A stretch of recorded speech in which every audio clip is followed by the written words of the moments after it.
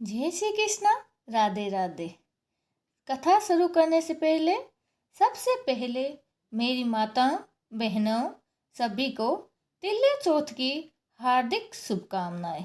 आज हम आपको माघ महीने की तिलकुटा चौथ की कथा सुनाएंगे।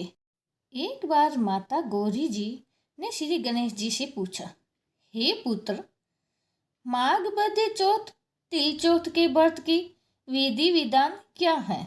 इस चौथ का नाम तिल चौथ क्यों हुआ? तब रिद्धि सिद्धि के दाता श्री गणेश बाबा बोले कि हे जगत माता, इस दिन पूजा में श्री गणेश जी व चौथ माता के तिलकुट्टे का भोग लगाया जाता है। इसीलिए इस महीने में भालचंद्र गणेश जी का पूजन किया जाता है। पूजा की विधि में हर पूजा के सामान के साथ तिलकुट्टा रखा जाता है।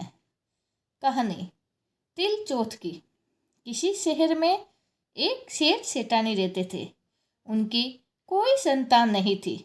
इससे दोनों जने दुखी रहते थे।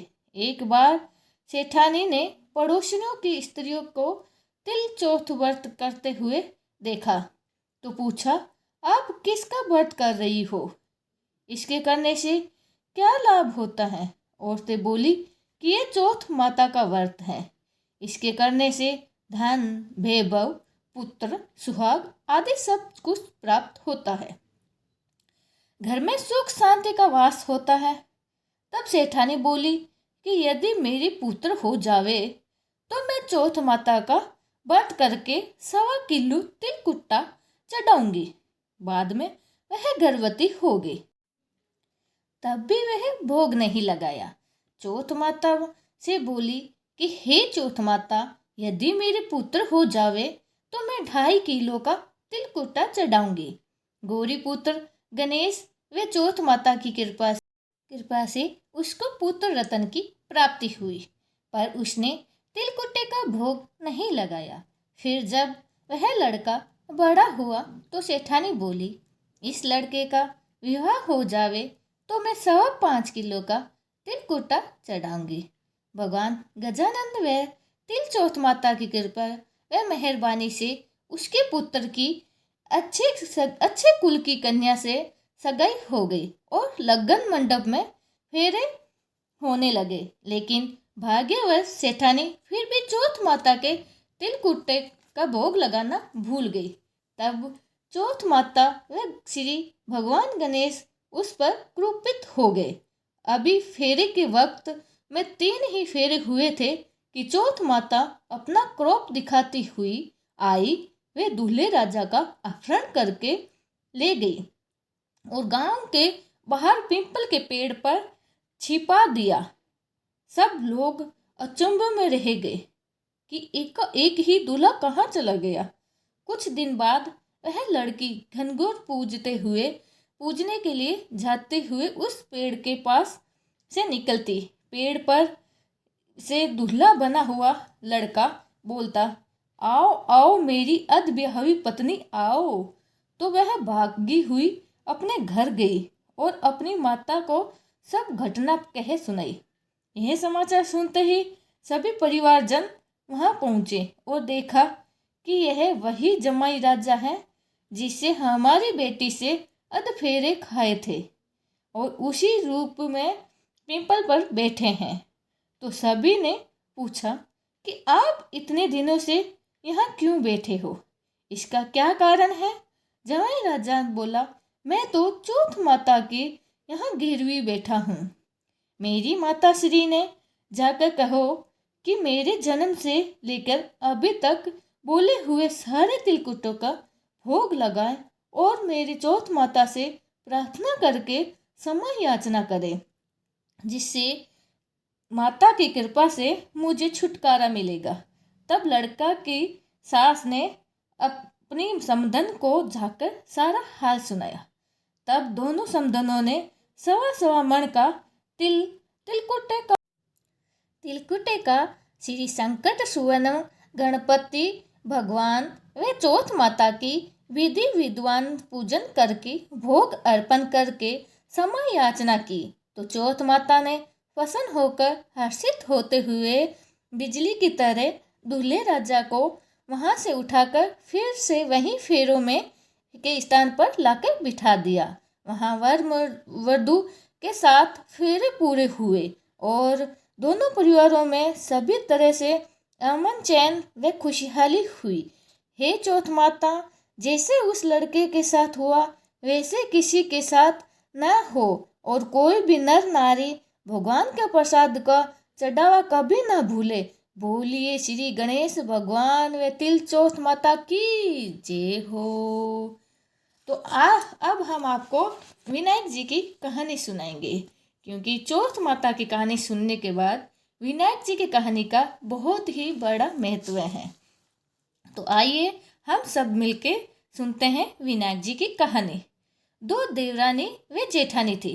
देवरानी के तो बहुत धन था, लेकिन जेठानी बहुत ही गरीब थे। जेठानी भगवान गणेश जी की बहुत ही आराधना करती थी।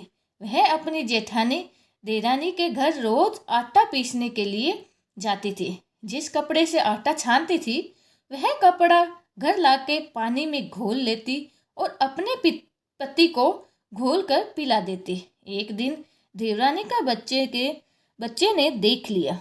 वह अपनी माँ से बोला, माँ, ताई तो अपने घर से आटा का कपड़ा लेकर जाती है और ताऊ जी को घोल के पिला देती है। देवरानी ने जेठानी को कहा, देवरानी घर जाओ तो आटे छानने वाला कपड़ा यहीं रख के जाया करो। जेठानी गरीब तो थी, उसने वैसा ही किया। घर गई तो उसके पति ने बोला, मुझे चून घोल के पिला दो। जेठानी बोली कि आज उसने आटा छानने वाला कपड़ा वहीं रख लिया, इसलिए मेरे पास आपको खिलाने के लिए कुछ नहीं है।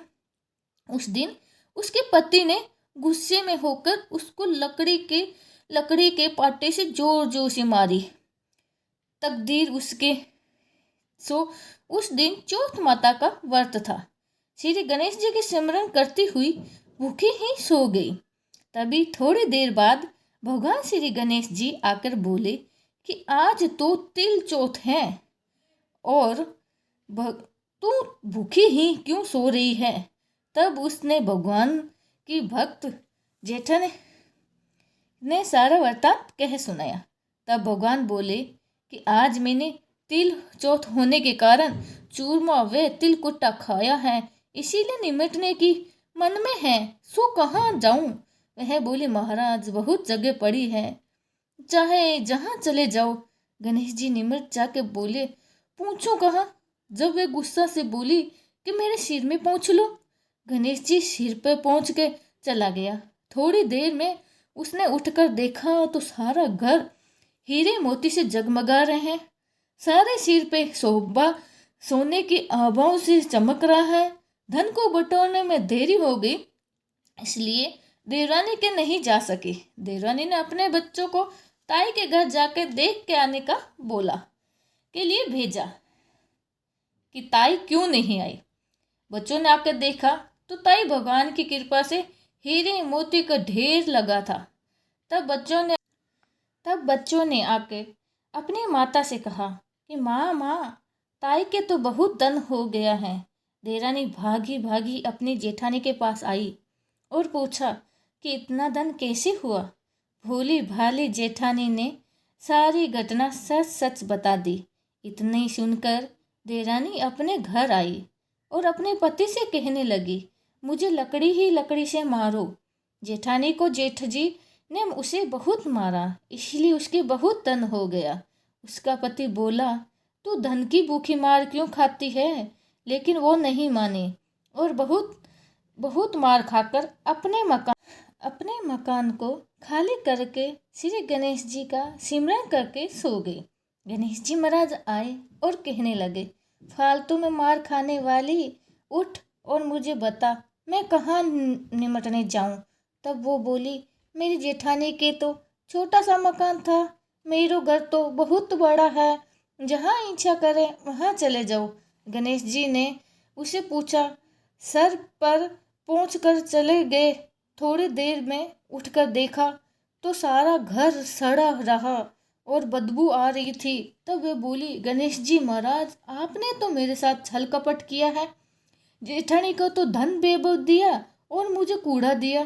श्री गौरी पुत्र गणेश जी आए और बोले कि तूने धन की भूख मार खाई और अपने धैर्य की भूख मार खाई। देरानी बोली, मुझे क्षमा याचना चाहिए। क्षमा याचना करने लगी, हे महाराज, मुझे तो धन नहीं चाहिए, आप अपना समेट लो। देरानी ने आधा धन जेठानी को दिया लेकिन एक सुई नहीं दी। तब भगवान बोले, वो एक सुई भी जेठानी को दे। भगवान ने अपनी माया समेट ली। रिद्धि सिद्धि के दाता श्री गणेश जी महाराज, जैसे आपने देरानी के साथ किया वैसे किसी के साथ नहीं करना। जैसा जेठानी के साथ किया वैसा सभी के साथ करना। कितने सुनने हुंकार भरने वाले सभी की मनोकामना पूर्ण करना। बोलो गणेश जी व चौथ माता की जय हो। जय हो। सभी भक्त